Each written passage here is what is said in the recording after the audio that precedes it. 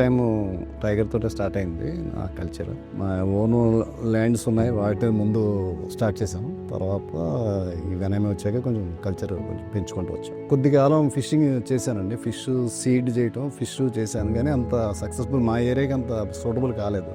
ఈ టైగర్ వెనమే ఈ రెండే. ఫిష్లో కార్పు, బొచ్చే, రాహు, పంగస్ కూడా చేశాను. రూప్చంద్, ఈ 4 రకాలు చేశాను. బొచ్చే, రాహు అనేది మట్టుకి 80% మాకు సూటబుల్ కాదండి. ఇదేమో నేను చేసినప్పుడే కొంచెం ఫ్లెక్సిబిలిటీ ఎక్కువ ఇబ్బందులు ఉన్నాయి పంగస్ను రూప్చంద్కి.